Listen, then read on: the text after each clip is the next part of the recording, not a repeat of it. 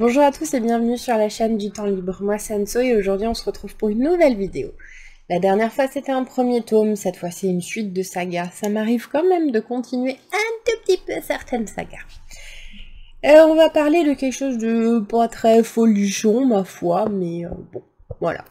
Je vais vous parler du tome, j'ai déjà oublié, 5 de Gossip Girl, C'est pour ça qu'on l'aime, de Cécilie von Ziegesar chez Fleuve Noir. Ouais, et comme Charmed.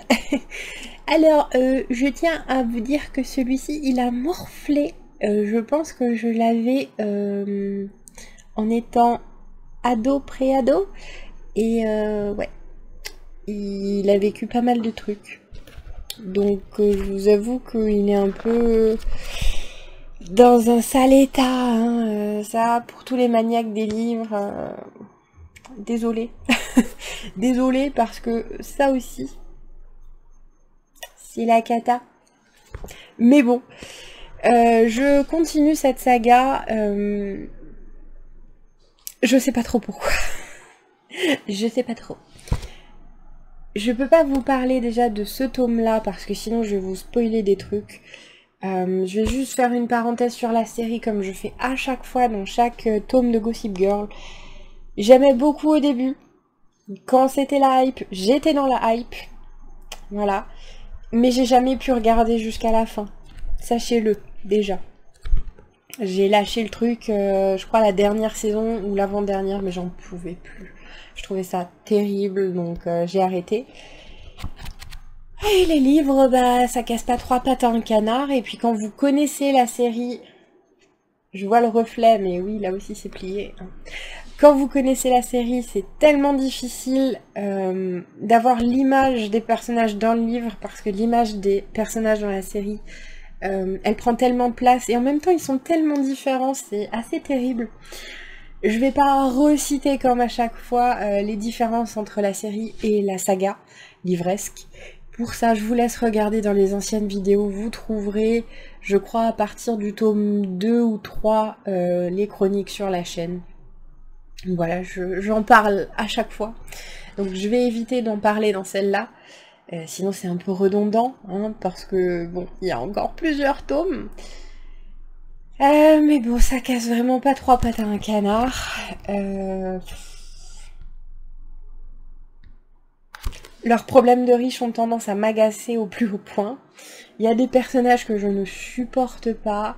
Il y a des personnages qui sont géniaux, qui sont plus mis en avant dans la série. Et là-dedans, ils sont à peine présents, ça m'énerve. Et j'ai du mal, mais je me suis fixée pour objectif de les lire. Parce que je les avais demandés à l'époque de ma préadolescence. Hein, de mon adolescence quand la série est sortie. Ouais. Je les avais demandé à Noël à ma maman et elle me les a achetés. Donc déjà juste pour ça, il faut que je les lise. Après, je vous avoue que quand vous avez besoin de faire un break du cerveau, de votre charge mentale, vous le faites avec ça, concrètement. Parce que leurs problèmes sont tellement insignifiants que bah, qu'à côté vous vous dites que les vôtres, bon, hein, voilà, ils sont certes plus importants, mais quand vous voyez qu'ils se prennent le chou pour une histoire de robe, de chaussures, de soirée à laquelle t'as pas été invité, mais toi oui, et puis de ragots, etc., vous relativisez un peu vos propres problèmes dans un sens. Même si forcément ils sont plus importants que les leurs. Je suis d'accord. Après, bah, ce monde de la jet set, j'arrive plus. En fait, j'arrive plus. J'ai largement passé l'âge, mais je les lis parce que c'est pareil, c'est un peu une série plus de mon enfance, mais de mon adolescence. J'ai quand même regardé Gossip Girl pendant 4-5 ans, les 4-5 saisons. Il me semble qu'il y en avait 6, quelque chose comme ça. C'était la hype et j'aimais cette hype, j'aimais les personnages à l'écran, enfin certains, pas tous. Et d'ailleurs, c'est à peu près les mêmes que je n'aime pas ici. Quoique. J'étais pas archi fan de Serena, mais je crois que c'est une des plus cool.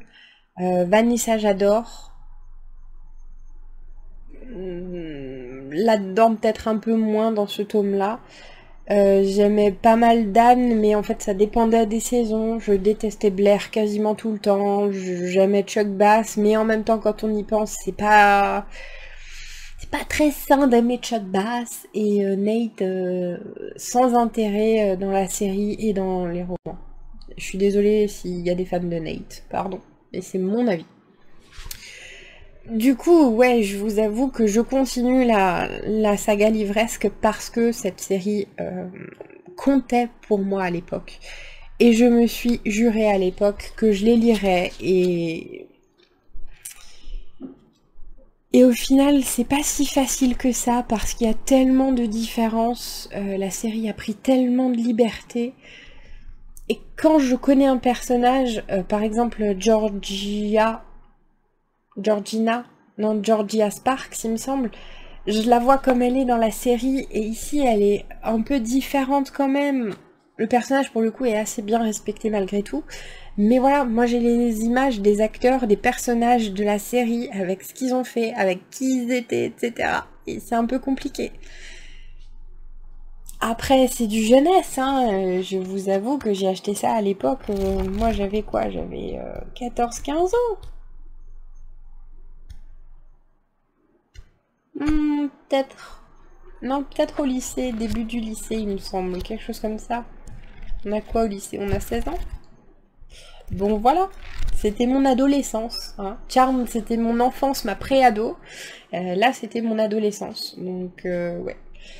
Pour le coup, c'est pas par nostalgie que je les lis, c'est vraiment par challenge, entre guillemets. Et parce qu'à l'époque, j'aimais j'aimais bien ça. Alors, évidemment, à mon âge maintenant, le décalage est énorme. Leurs problèmes de jet set, ça m'insupporte. Donc, je lève beaucoup les yeux au ciel. C'est pas une lecture qui me fait du bien, mais ça fait quand même du bien à l'esprit, dans le sens où la charge mentale, elle disparaît. Avoir leurs petits problèmes qui sont si gros pour eux. Oh mon dieu, t'as acheté la même paire de chaussures que moi. Non mais ça va pas, c'est moi la queen du lycée. Ok, t'as pas le droit de faire ça. En étant un peu plus méchante, hein. Oui, c'est vrai que du coup, ça vous sort de vos problèmes actuels, hein. Voilà. Ça fait du bien quand même, mais après, ouais, c'est pas la saga de l'année, clairement pas. Mais bon, je continue quand même à les lire, je m'accroche. Je pense que même si j'aime plus du tout, à un moment donné, je serais quand même obligée de terminer. Mon cerveau s'est gravé ce challenge. Voilà. Donc, vous continuerez à les voir. Après, c'est sûr que je vais pas me précipiter dessus, mais comme c'est pas si énorme que ça se lit assez rapidement. Et vraiment, quand j'ai besoin de penser à rien et que juste, je sais que je les garde pas en fait. Je ne les garde pas dans ma bibliothèque. Donc, quand j'ai lu trop de livres que j'aimais beaucoup trop et que je garde, alors que ma seule Billy de livres lus que je garde parce que j'ai surkiffé est remplie, je me dis, bon, est-ce que je me ferais pas un petit Gossip Girl pour qu'ils partent dans le cabas à donner? Ouais, je vous avoue que j'en suis là quand même, c'est terrible, mais c'est comme ça. Voilà, c'est les raisons pour lesquelles je continue à lire Gossip Girl. Je me répète encore, mais ça ne casse pas trois pattes à un canard. C'est pas une série que je vous conseille. Il y a tellement mieux dans le jeunesse. Après, non, je pense pas. Mais pareil, si vous avez connu la série télé Gossip Girl, ne lisez pas ça. C'est vraiment beaucoup trop perturbant d'avoir ce décalage entre les personnages, d'avoir un Chuck Bass qui est omniprésent dans la série, qui a presque un rôle principal que tout le monde aime, et ici il est à peine là, et c'est un personnage qui est décrit comme étant un fouineur, on sait pas, il est très ouvert à tout, trop ouvert à certaines choses d'ailleurs, il se drogue, il est pote avec, tantôt avec lui, et puis après il va le trahir, et puis c'est une girouette, et puis il est là mais sans être là. Et c'est horrible. C'est horrible parce qu'il est dépeint en fait comme un... Voilà. Vous avez compris un peu ce que je voulais dire. Et dans la série, oui, plus ou moins aussi, mais il y a ce charisme d'Ed Westwick qui le porte très bien, il y a beaucoup plus d'importance et il y a de la sensibilité. Ici, c'est vraiment un personnage, même pas secondaire. C'est un personnage, on nous en parle 2 fois dans le bouquin. Voilà, donc si vous avez aimé la série, vraiment je vous ne conseille pas parce que c'est trop perturbant. Beaucoup trop. Sur ce, je vais m'arrêter là. Je vous retrouverai un de ces 4 avec un nouveau tome de Gossip Girl. Après, je vous avoue que si j'arrive à en lire un tous les 6 mois, ça me semble pas si mal que ça, parce que bon... Le temps que je vous fasse la vidéo, vous voyez, il me faut 4 mois. Maintenant que j'en ai reparlé, il faut que je digère pendant 2 mois ce truc-là. Parce que, voilà, en fait, j'aime plus du tout. Mais bon, je m'accroche... parce que je suis un peu psychorigide sur certains trucs, et puis que mon cerveau, des fois, il est un peu débile. Hein, voilà, tout simplement. Je vais arrêter de me répéter. Je vous remercie d'avoir regardé la vidéo. Dites-moi si vous avez vu, vous, la série télé, si vous avez lu un peu la saga, et si vous aussi, les différences entre les personnages sont presque comme un choc culturel pour vous. Dites-moi tout. Pour ce, je vous remercie d'avoir regardé la vidéo jusqu'au bout, et je vous dis à bientôt pour une prochaine qui sera bien meilleure et bien plus intéressante. Je vous spoil un tout petit peu. Bye!